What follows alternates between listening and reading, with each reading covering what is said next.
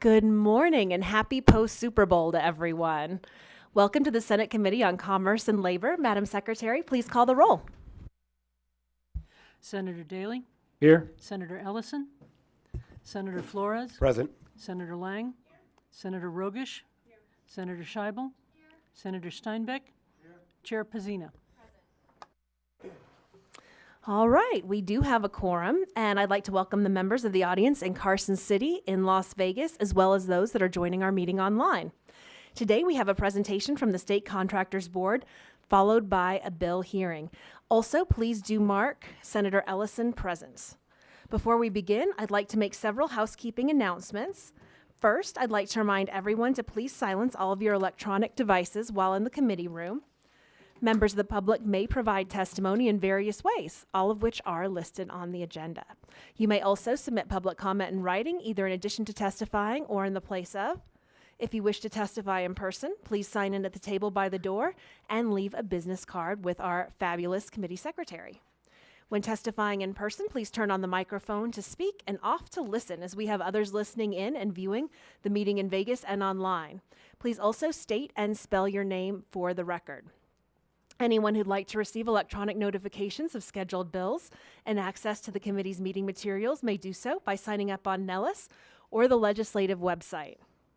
Committee members will be using their laptops to view handouts and other exhibits, and please don't view this as a sign of disrespect or that we're not paying attention.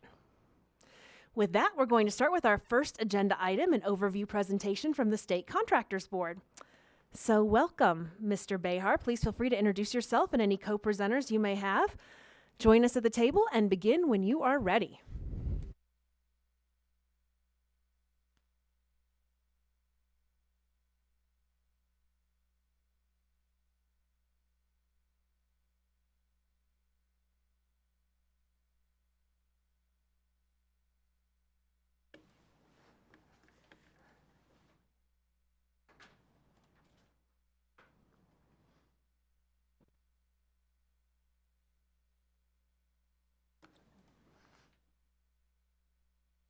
Good morning, David Behar for the record. That's spelled B-E-H-A-R.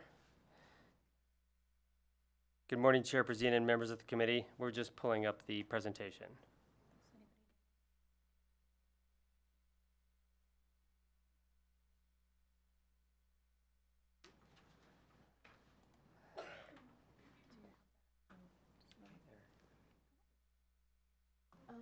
Okay, I thought it was already loaded on.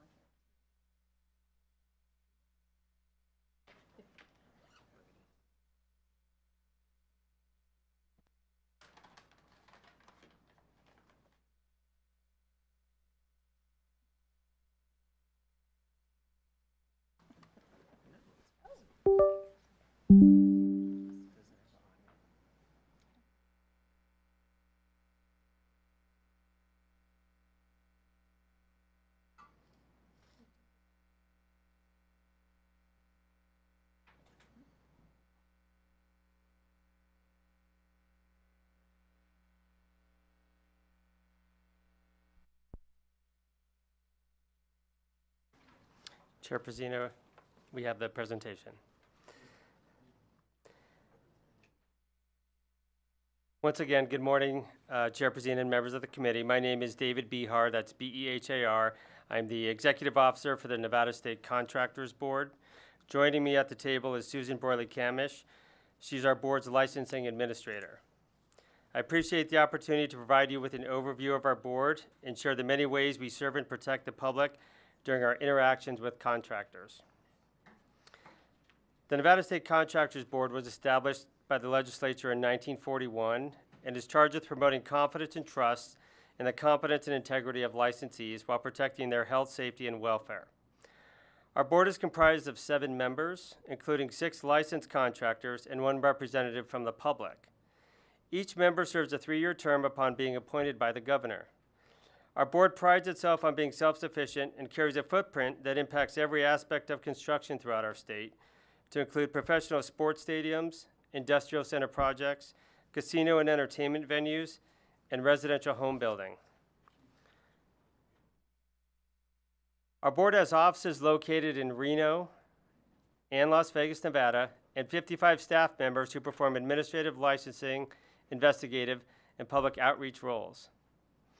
Our board is funded solely by contractor licensing fees, and we don't receive any state general funds. All of the funds we collect from assessed fines and costs are deposited into a Commission on Construction Education account, which allows the disbursement of those funds to be earmarked in the form of grants for a variety of construction education programs.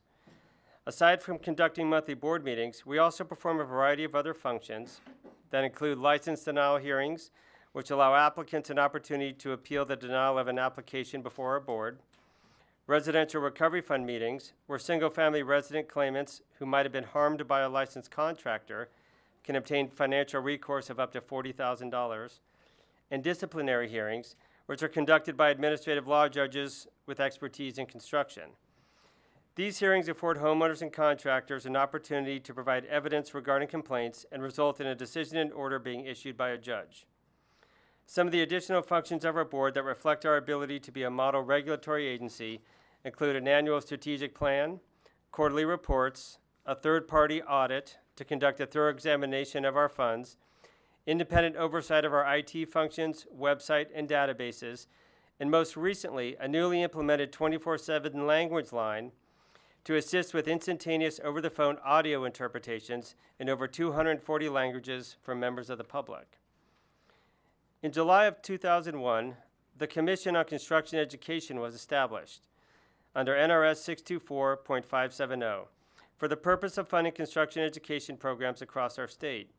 As previously mentioned, this commission administers grants to qualified applicants from our construction education account. The commission itself consists of 7 members who also serve 3-year terms. 1 is a current representative from our board, and the 6 additional members are appointed by the governor. The commission is empowered to review and rate applications by grant funding by school districts and other entities who seek to provide educational programs that build awareness and workforce development for the construction industry. The commission also encourages applicants to submit proposals with ideas that introduce primary and secondary school students to the world of construction. In coordination with the board's public outreach efforts, this commission also regularly sponsors educational workforce development panels at high schools across our state, which highlight the experience of construction professionals and the amazing career opportunities that exist throughout the industry. Since this commission was established, nearly $5.2 million in grants have been awarded to support these programs. As a regulatory agency, one of our primary functions consists of licensing contractors across our great state. With more than 18,000 licensees actively operating in Nevada, our board provides services that assist in making changes to a license, approving new license classifications, and automating many of our application and renewal processes online. Our licensing department is responsible for receiving and processing all new license applications, which include a review of financial solvency, background and experience checks, the passage of trade and law exams, and also the fulfillment of bonding and workers' compensation requirements. To illustrate the volume of applications we regularly encounter, during the second quarter of fiscal year 24-25, our staff processed a total of 798 new license applications. Among those applicants, 54% were based in Nevada and 46 were applying from out of state. To better assist these applicants and licensees with those processes, we regularly offer monthly business and licensed contractor assistance programs, which are available in person and online at no cost to the individual. Furthermore, our board also has established partnerships with UNLV and the Legal Aid Center to offer similar programs and assistance in Spanish and promote licensure to non-English speaking communities. Another mechanism of our licensing department is our licensure by endorsement program, which was initiated to expedite licensing processes based upon individuals who may possess a license in another state which aligns with the same requirements as Nevada. This highly sought-after program allows applicants to request endorsement of a trade exam and/or experience requirements based on qualifying criteria. Currently, there are 12 participating states in this program, as well as a nationally recognized exemption through the National Association of State Contracting Licensing Association. Utilization of that program generally impacts around 10% of the applicants we receive and helps promote workforce development and completion of residential and commercial projects, particularly in rural communities. The last area I'd like to highlight among our licensing operations is the implementation of our newly developed Language Access Plan. As previously noted, this project provides preferred language services, including translation and interpreters, at no cost to the public, and specifically targets the large percentage of our state's population who may be non-English speaking and in need of access to the critical services our board provides. Another primary function of our board is to enforce and uphold the provisions of NRS and NAC under Chapter 624 through our investigations department. This department is tasked with addressing all of our compliance and criminal investigations involving both licensed and unlicensed contractors, and houses individuals with diverse skills that include backgrounds in both construction and law enforcement.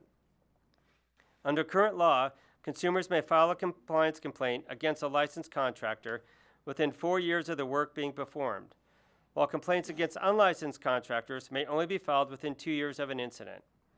Although the circumstances of each complaint may vary, compliance complaints often relate to substandard workmanship, project abandonment, money owing disputes, and unlawful or fraudulent construction activities. As part of their duties, investigative staff are trained to seek impartial resolutions regarding complaints and are equipped with regulatory processes to help achieve a fair and impartial outcome. Some of those include a notice to correct, an administrative citation, or a disciplinary hearing. It should be noted that prior to elevating a matter to a hearing, those that receive an administrative citation are now afforded an opportunity to participate in what's called an informal citation conference, which allows them to explain the circumstances that may have led to their discipline. Following the conference, board staff then has the ability to affirm, amend, or withdraw that citation. Conversely, when complaints against unlicensed contractors are validated, investigators can pursue different actions against that. That might include a cease and desist order, an administrative or criminal prosecution, which will involve an actual filing of a case with the DA or Attorney General's office, and may result in a misdemeanor, gross misdemeanor, or even a felony conviction. To help mitigate unlawful construction activity across the state, our criminal investigators also conduct proactive job sites on a weekly basis and engage in various national enforcement efforts. In support of the goals of our investigations department, our staff has worked tirelessly to establish partnerships and develop programs focused on increasing consumer awareness and various protections. One of these efforts was the creation of a solar investigations unit, which was established in response to the increased number of consumer complaints being received that involved residential solar contractors. These complaints often involve issues related to scams, false promises of lower power bills, deceptive loan practices, complicated financial agreements, and potential workmanship issues. This specialized unit focuses solely on solar-related complaints and frequently engages groups that include public utility representatives, solar associations, building officials, and other state agencies. The primary goal of the unit is to strategize enforcement efforts, conduct consumer education, and share information and resources amongst the various stakeholders. As a result of that effort, the unit has also initiated a solar watch list, which is a resource available on our website that provides the names and logos of solar contractors who may have been suspended, revoked, or disciplined for having too many complaints with our board. Lastly, our investigations department also manages an underground economy task force, whose purpose is to combat the unlawful construction practices of individuals operating without a license across the state. This multi-agency group utilizes the resources of the Attorney General's office, Labor Commissioner, and other entities to strategically disrupt the underground construction economy that exists in our state. One of the key successes of this task force has been the creation of an unlicensed violator watch list, which posts photos and summaries of our state's most notorious unlicensed offenders on our board's website as a form of consumer protection. I would next like to highlight our board's Residential Recovery Fund. This fund was established in 1999 and is funded solely by assessments of licensed residential Nevada contractors. The fund's purpose is to provide owners of single-family residences who've been harmed by a licensed contractor the opportunity to claim financial recourse of up to $40,000 based upon the submission of an eligible claim that's approved by that committee. The fund's committee is comprised of representatives who also serve as governor-appointed board members. And to date, this fund has awarded more than $16.3 million to over 1,700 homeowners and has been recognized nationally as one of the most well-respected public protection programs afforded to constituents anywhere in the United States. In addition to this recovery fund, our board's consumer outreach efforts span across all departments and operations and regularly provide a variety of public presentations that include town hall meetings, health and safety fairs, cultural events, school presentations, and senior-sponsored assemblies. Many of these presentations are often geared towards individuals who reside in senior, disadvantaged, or non-English speaking communities and are designed to provide resources and awareness to assist them in numerous ways. As part of our outgoing outreach, we also work closely with elected officials, to include the Attorney General and the Governor, to provide public service announcements regarding the dangers of hiring unlicensed contractors and scams involving residential pools and solar projects. Furthermore, we've also established a robust presence across social media, radio, TV, and print that includes consumer alerts, industry bulletins, news releases, and easy-to-follow brochures in both English and Spanish. Highlighted on this next screen are a few of our additional outreach programs, most notably our annual Hammers and Hope event and a recent holiday tool drive. Our annual Hammers and Hope event is an industry-wide outreach effort focused on increasing the visibility and growth of females in the construction industry. This one-of-a-kind venue fosters workforce development and consists of a panel discussion led by leading industry women, followed by mentoring sessions, a career fair, and numerous networking opportunities for them. In addition to the Hammers and Hope event, our most recent endeavor was the creation of a holiday tool drive, which supported future workforce development throughout many of the trade schools across our state. In December, our board welcomed the generous donations of new and gently used tools and construction materials from the public and members of the industry, and we were able to equitably deliver these much-needed items to a number of local high school construction programs, both in the north and southern part of our state. With the legislative session upon us, I wanted to now take a moment to briefly highlight two bills that the Nevada State Contractors Board had brought forward this year. The first is AB 5, which sought to enhance the protections of consumers, subcontractors, and suppliers from financial harm through the implementation of more stringent bond requirements for solar contractors. The second bill is SB 16, which will be brought before you, which serves to enhance the board's authority to review the issuance of a license for up to 1 year for engaging in unlicensed activity, while also providing to the board an opportunity to prevent someone who interferes or attempts to interfere with an investigation or disciplinary proceeding by threatening, harassing, or otherwise influencing a person who may provide evidence in an investigation, disciplinary hearing, or legal action. I've had the opportunity to discuss these matters with many of you, and I look forward to sharing more about these bills during our upcoming hearing. Looking forward, in the days and months ahead, our board will remain engaged and active with members of the legislature, particularly as it relates to the governor's reorganization and modernization efforts. Members of our team and I will continue to welcome opportunities to discuss matters of importance with you, to include collaborative partnerships and public protection initiatives. We'll remain steadfast in our continued pursuit of being a model regulatory agency and continue to utilize all avenues available to us to ensure consumers receive relevant and timely access to information. Lastly, I would like to ask that each of you please take a moment to recognize the unique, long-standing history of our board and the protections we provide on a daily basis to every constituent across Nevada.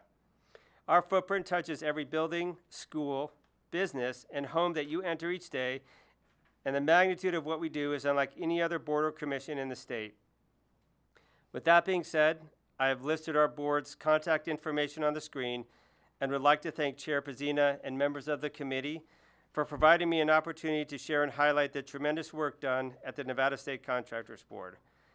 I would now be happy to answer any questions any of the members of the committee may have. Thank you.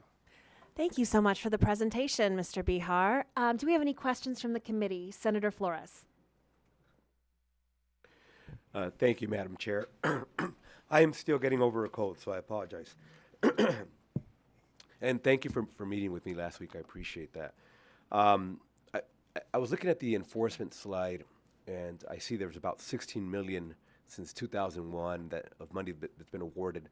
I was just curious, per year, how many fines do you think you issue, and how many different fines, I guess, like the amount of money per year, plus, how many do you think you're giving per year? Do you know? Do you have that data?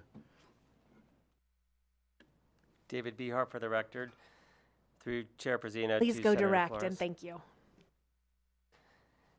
Senator Flores, I do not have that information currently present with me, but I'd be happy to provide that to you. Please do, thank you. And Madam Chair, if I could have one quick follow-up. Thank you. The only other question that I wanted to discuss, I know you mentioned unlicensed activity. Do you have any type of data or projections on what you think that looks like? I'm assuming you can say, look, we've issued X amount of fines, or we've gone after X amount of companies who were unlicensed. But do you have any idea of any type of data of what we think the state looks like in terms of unlicensed activity? David Behar for the record. Senator Flores, I don't have that exact information in front of me, but we would average approximately 300 citations on unlicensed contractors annually. Thank you, Madam Chair. Thank you. Thank you so much. Senator Ellison. Thank you, Madam Chair. I used to serve on the contractor board, a great board, very professional. They do their due diligence.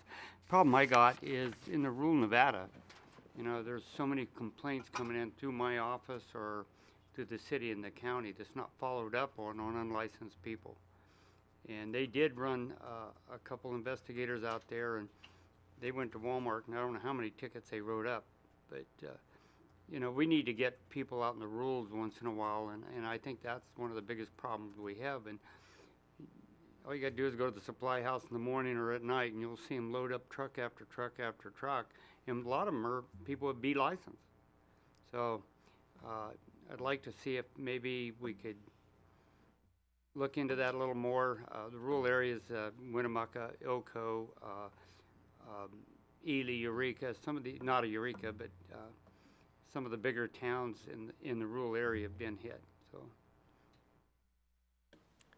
David Behar for the record. Thank you, Senator Ellison, for raising that issue.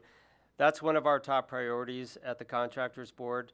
As I stated earlier, we've enacted proactive enforcement efforts, which is something where we send our criminal investigators particularly out to those various areas. There's a stronger push for us to do that amongst the rural communities as well. And what we're looking to do is combine the forces of our investigators both from the south and the north to specifically go out into those rural areas to target, to your point, exactly what you were referencing. Okay, Senator Rogich. Thank you, Madam Chair. Will licensed contractors be liable for unlicensed third-party independent contractors? For the record, Susan Broyley-Camish. For clarification, Senator Rogich, are you saying if a licensed contractor hires an unlicensed contractor, would the licensed contractor be responsible? Correct, similar to what Senator Ellison is discussing. Yes, that is not legal. So an unlicensed contractor cannot contract with a licensed contractor, and a licensed contractor cannot contract with a unlicensed contractor legally. Thank you. Okay, thank you very much. And we're going to go to our Vice Chair, Senator Daly. Thank you, Madam Chair. And a couple of things looking at the bill and your proposed amendment, and I don't want to cross over into the questioning on the bill. But as I recall, I think there was a case with a contractor up at the lake regarding an unlicensed contractor, and the court came out and said, you don't have jurisdiction over unlicensed contractor, only licensees. Did that get resolved, or what finally came out of that? Because you guys are talking about going and taking action against people that are unlicensed. And if I remember that case correctly, and I hope it's been resolved or clarified, they said they're not licensed and you only have jurisdiction over licensees. Did that get resolved? Has that been resolved? David Behar for the record.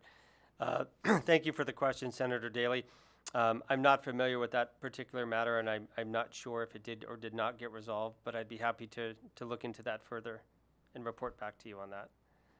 Yeah, and I don't remember all of the details, and maybe it's just slightly off, but I think part of you guys going enforcement against a contractor that just didn't have a license, or maybe didn't, it wasn't an issue of a proper license or over their limit, because they would have been licensed and you would have had jurisdiction. But they were unlicensed, and as I recall, there was a question on whether or not you had jurisdiction over a unlicensed individual. In light of the bill we have here today, that needs to be clear that you have that jurisdiction. I have a second question, if it's okay. A little bit on what my colleagues from Elko was saying a minute ago on the issue, and I know a couple of years ago the Contractors Board had a bill that got passed through here, and then they had a lawsuit against that, and it's still basically on hold about people performing work that requires a license, either have to be a contractor or a W-2 employee from a contractor. Is there any update on that case? My understanding, no decision's been made, and I don't know what the particular judge is waiting for. But are you guys still pursuing that? I believe it was American Leasing or something was brought the case, and the Contractors Board of the parties. David Behar for the record. Senator Daley, that matter is still pending. You guys still pursuing it? At this time, yes. Okay. Because my understanding is the judge has just not made any determination whether or not that particular judge has gone afoul or run afoul of what the judicial processes are. Complaint may be filed, but I know that the two parties, and obviously American Leasing has no interest, it stayed, and that's what they want. But you guys can ask for a status hearing and get the judge off the dime. Motions have been made. It's been more than 60 days. Those issues have not been reported to the Supreme Court. If the Supreme Court is listening out there, you have a judge that's just not performing her duties, and to the detriment, you know what they say about justice delayed, right?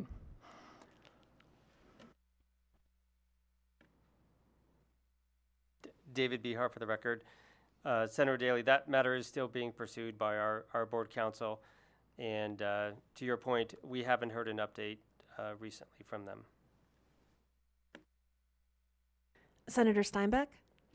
Thank you, Madam Chair. Sir, what's the average cost to be a contractor in Nevada, and how does it compare to other states? For the record, Susan Broiley-Camish. The costs through our agency are minimal. There are other costs associated, as in Secretary of State, business licenses. Through our agency, it's about $1,000 to obtain a license in Nevada.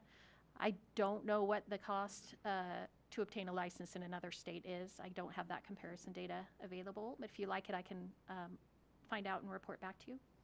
I'd like to see how we measure up there, and then what the rest of the costs actually turn out. My concern always is that some of the reasons we have unlicensed contractors is very small, single sole proprietorships that only do their own contract, their own work, and just get priced out, and then they don't sign up or license. And I was wondering, do you have any, I'm sorry, follow up, I apologize. Do you have any aid for people like that, or any exceptions on prices on that for low income? Senator Steinbeck, we don't offer any aid. If I can clarify for you though, so when an application is submitted, the application fee through our agency is only $300. When that license is ready to issue, then it's a $600 fee, and that is for 2 years. So really it's only another $300. If they're residential contractors, there would be a residential recovery fund fee, and that can range anywhere from $80 to $200. Again, that's for 2 years. So the fees through our agency are not excessive. If they have to take an exam, the exam fees would be an additional cost for them. And like I said, business licenses and registration with the Nevada Secretary of State to do business in this state. Thank you. Thank you, Chair. Thank you so much, Senator Lang. Thank you. Thank you for meeting with me this week. Last week, I really appreciated it. I just have a question. You were talking about women in your workforce. I'm wondering what percentage of your workforce is women? Do you happen to have just a guess? It doesn't have to be completely accurate. Susan Broily Camish for the record. Senator Lang, I think it's pretty minimal. I think it's, if I recall, it's about 3%. There's only about 3% of women in the construction field, so I think it's really an untapped market for women. Thank you. You're welcome. Thank you so much. I have one question, and then I think we're going to turn it over to our presentation of the bill. Based on our discussions and your presentation, it sounds like a large number of the complaints that come in pertain to solar. So I guess my question would be, with the solar investigation unit, with the watch lists, have you seen complaints reduced since those two have become effective? David Behar for the record. Chair Pazina, actually we have seen a significant decrease in those complaints. And we've done a number of different collaborative efforts to try to reduce that. So in this this past fiscal year, we had 100 complaints related to solar the first quarter. That number dropped to 44 the second quarter, and so far third quarter we've received 8. So we've made a significant impact, we feel, by addressing those matters internally with our solar investigations unit, our watch list, and then partnering with other agencies and entities to kind of take a more collaborative approach to attack it from all sides. Great, thank you so much. I'm going to go ahead and open our bill hearing on Senate Bill 16. This measure revises provisions relating to contractors. And welcome again, Mr. Vihar. Please begin when you're ready. David Behar for the record. Thank you and good morning again, Chair Pazina and members of the committee. My name is David Behar and I'm the Executive Officer for the Nevada State Contractors Board. I'm here today to present Senate Bill 16. The board has previously supported the bill in its current form. However, an amendment to the bill has been presented and is to our board, so we've included it on Nellis. The amended version would replace the term person with unlicensed contractor and remove subsections 1 and 2 of Section 1 completely. This amended bill creates new language under NRS 624 related to unlicensed contractors performing work over $1,000. Unlicensed individuals are allowed to perform work of $1,000 or less if they have a handyman license and don't do work that would be considered in the life safety trades. If they violate this law, SB 16 would allow the board to refuse to issue a license to an individual for up to 1 year from the date a bid was submitted. Additionally, the new language would make interfering with an investigation or disciplinary proceeding of the board or other legal action to which the board is a party. This includes, without limitation, threatening, harassing, or otherwise influencing a person because the person has provided or may provide evidence in an investigation or cause for disciplinary action under NRS 624.3016. Current law provides for the licensure and regulation of contractors by the state's Contractors Board under Chapter 624 of the NRS. Existing law prohibits a person from submitting a bid on a job in the state without the proper contractor's license or submitting a bid beyond their monetary license limit. Chapter 624 establishes various penalties for a person who engages in such conduct, including without limitation the imposition of civil penalties, criminal penalties, and administrative fines, along with the issuance of a cease and desist order and a citation. Additionally, existing law authorizes the board to prohibit an unlicensed contractor who's been convicted of certain violations relating to acting as a contractor or submitting a bid on a job without the proper license from taking an examination for a license for a period of not more than 6 months after the date of the conviction under NRS 624.245. Section 1 of this bill authorizes the board to take additional action against an unlicensed contractor by providing additional authority to review the issuance of a license for a period of not more than 1 year. The amended language in SB 16 continues this authority, but in a more direct manner, which we feel would help further deter unlicensed contracting activity. During fiscal year 23-24, the board issued 256 citations to unlicensed contractors. Many were to large commercial projects in Nevada, where unlicensed contractors from other states were utilized as subcontractors. Countless numbers of these unlicensed contractors admitted to only applying for licensure in Nevada because they had finally been caught and hoped it would reduce their fines.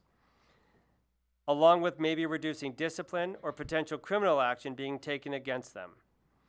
While others acknowledge that they regularly performed unlicensed work because it was extremely lucrative and went as far as to suggest that they intentionally factored in the costs of potential fines associated with unlicensed activity into their bids as an actual cost of doing business.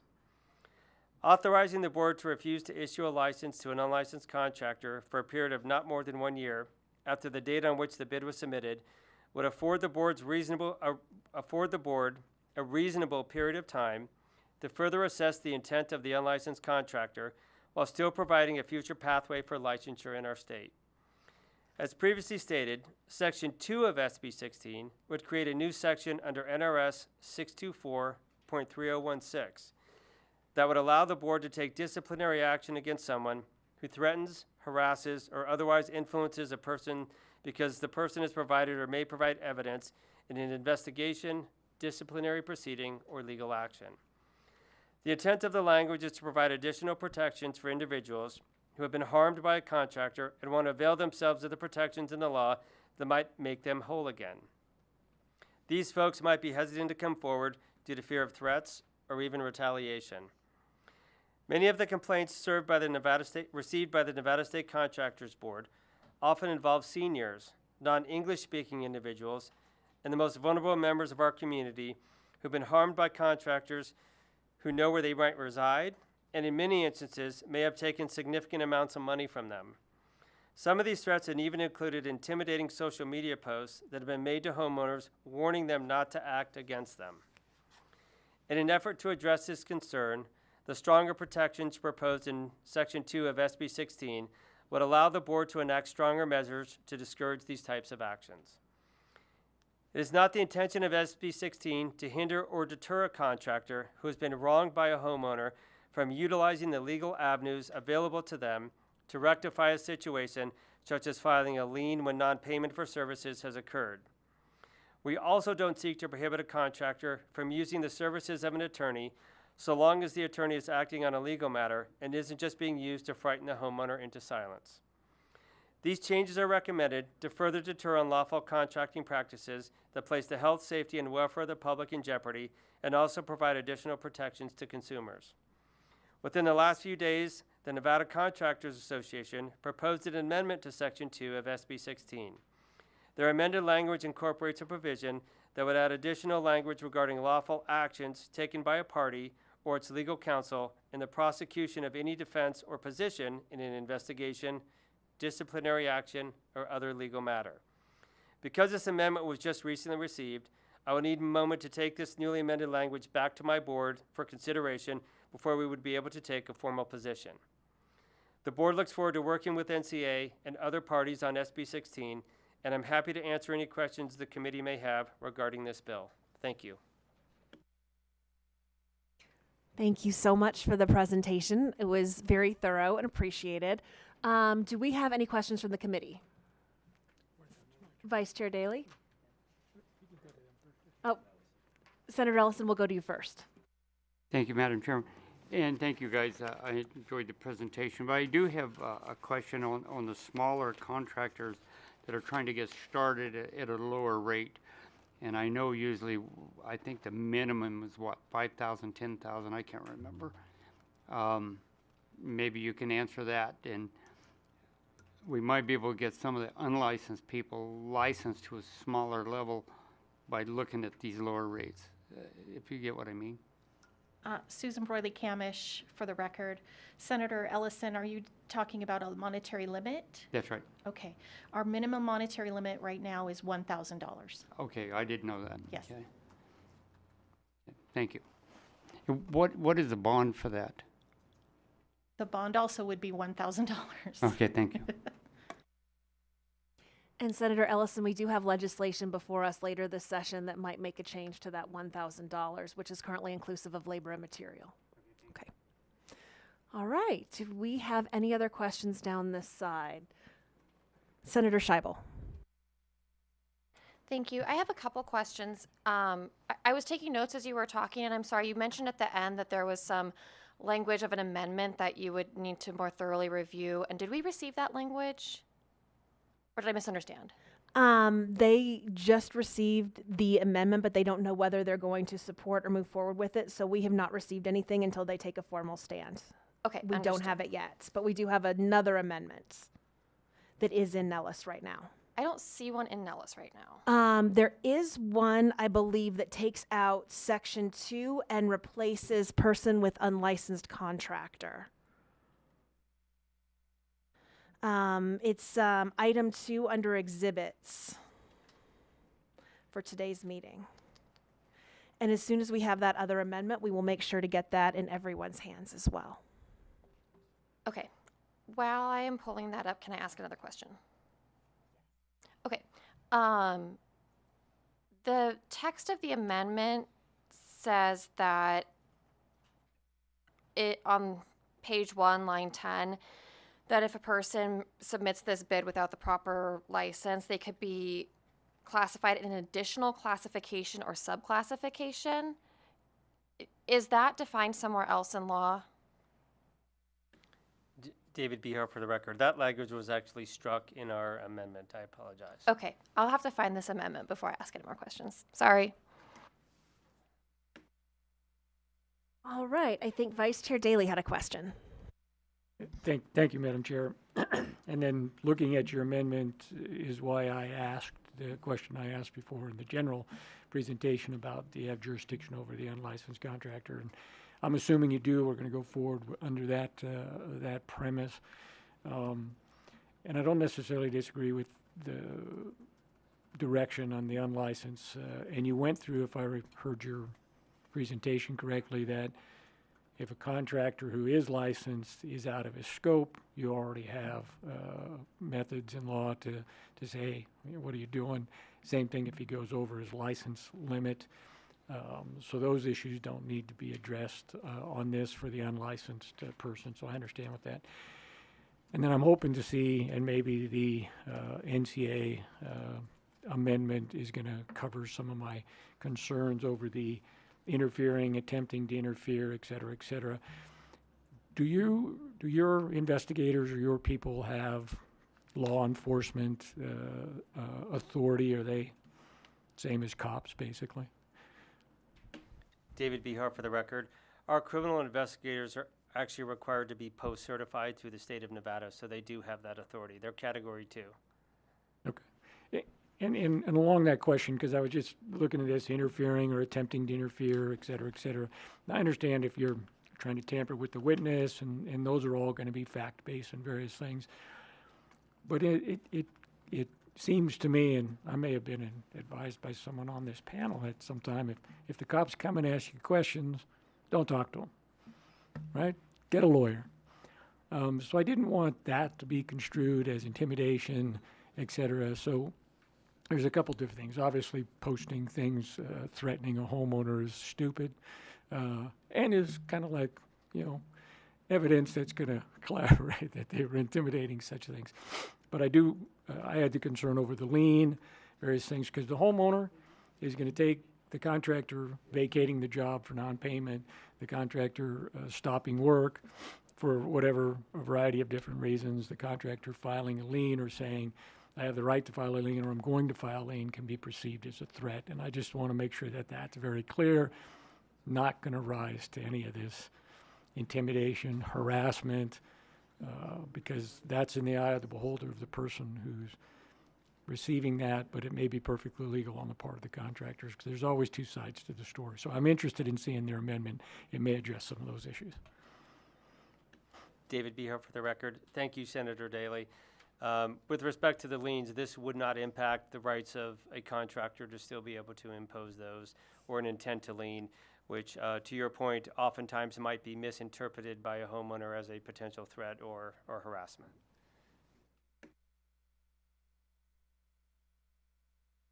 Okay, seeing no further questions right now, we are going to move to testimony in support, opposition, and neutral of Senate Bill 16. So we thank you for spending so much time with us so far, and we'll have you up again at the end. But right now, we ask that you keep your testimony brief and avoid repetitive testimony that may be made by previous speakers. Instead, please feel free to say ditto, Me Too, or something similar, please also remember to clearly state and spell your name for the record. And we're going to begin with testimony in support of Senate Bill 16. We'll hear testimony first from those in the physical locations and then move to anyone who has called in. Is there anyone in Carson City who would like to testify in support? Please step up to the table and thank you. And similarly in Las Vegas. And you may begin when you're ready. Thank you, Madam Chair, members of the committee. My name is Alexis Motorex with the Nevada Chapter Associated General Contractors, representing the commercial construction industry in Northern Nevada. We are here in support of SB 16 as presented today with the amendment. We did have some heartburn with the original bill, but appreciate Mr. Bihar and the Contractors Board's willingness to address our concerns and amend Section 1 to limit it to unlicensed contractors, as none of us want them bidding on projects or doing work in the state. Thank you. Chair, members of the committee, Jonathan Norman with the Nevada Coalition of Legal Service Providers, JONATHAN, NORMAN. Our offices between Legal Aid Center, Northern Nevada Legal Aid, Senior Law Program, and VARN refer a lot of cases to the State Contractors Board, and we appreciate their partnership in making sure consumers aren't harmed. And so tools that enhance their ability to protect consumers are important for our clients, so we are in support. Thank you. Thank you so much to you both. Do we have anyone testifying in support in Las Vegas? Seeing no one at the table broadcast, do we have anyone on the phone lines? Thank you, Chair. Your public line is open and working, but you have no callers at this time. All right, thank you so much. Seeing no one else coming to the tables in support and no one on the phone lines, we are going to close out support on Senate Bill 16 and open up opposition to Senate Bill 16. If you're in opposition, please come to the tables in Carson City or in Las Vegas and join us on the phones. And you may begin when you're ready. Good morning, Chair and committee members. I'm Brian Reeder, speaking on behalf of the Nevada Contractors Association. NCA represents the commercial construction industry in Southern Nevada, and we are here in opposition, unfortunately, just because we're seeking to add some clarifying language. The NCA supports the intent of the bill, particularly Section 2, nobody should be harassed, intimidated, influenced to not come before the board and complain to the Contractors Board. However, what we're concerned about is the broad language, otherwise influencing. Could that be interpreted to say that legal counsel, for example, could not work to prepare a witness or a client before they go to defend themselves in front of the board? We're seeking clarifying language there. Mr. Bihar and the board are always great to work with, and we look forward to continuing that dialogue and ironing this out. Thank you. Thank you so much, Mr. Reeder. And to those of us who are new on the committee, this will happen frequently where someone may come up in opposition, though they support the intent of the bill. It's just working out some of the clarifying language. And I know that Mr. Bihar mentioned that there was work on another amendment, and I look forward to reconnecting with everyone, Mr. Bihar and the folks from the Contractors Board, once those discussions have happened. All right. Seeing no one else in Carson City and no one in Las Vegas running to the tables, do we have anyone on the phones broadcast for opposition? Your line is open and working. You have no callers at this time. All right. We will close out opposition of Senate Bill 16 and move into neutral. Anyone wishing to testify in neutral, please come up and join us at the tables at our physical locations in Carson City or Las Vegas, or join us on the phones. And seeing no one at the tables broadcast, is there anyone on the phone hoping to testify in neutral? You have no callers at this time. Look how easy that was. All right. That will conclude testimony on this bill. Did the sponsor have any closing remarks? Mr. Bihar? David Bihar for the record. Thank you, Senator Pazina and members of the committee once again for taking time to listen to SB 16 and the importance of bringing that bill forward. Thank you very much. Thank you so much to yourself and the Contractors Board team. And with that, we will close the hearing on SB 16 and move to our next agenda item, which is public comments. We'll now get started where members of the public can provide comment in person, by phone, or submit written public comment to the committee's email. Instructions for providing public comment can be found on the agenda, including the call-in information. We look forward to hearing your comments, and we ask that you keep your comments brief and please avoid repetition of comments made by previous speakers. And finally, clearly state and spell your name for the record. With that, we'll begin public comment at our physical location. So if anyone would like to make public comment in Carson City or Las Vegas, please come on up to the table. Looks like our record is holding that no one wants to make public comment in Commerce and Labor, although it is the Monday after the Super Bowl, so it's understandable. Everyone's still a little tired. Broadcast, do we have anyone on the phone lines? Chair, your public line is open and working, but you have no callers at this time. All right, seeing no one at the tables and no one on the phone, that will close out public comments. Are there any comments from members before we adjourn? Okay. With that, this concludes our meeting, and our next meeting will be on Wednesday, February the 12th at 8 a.m. This meeting is adjourned.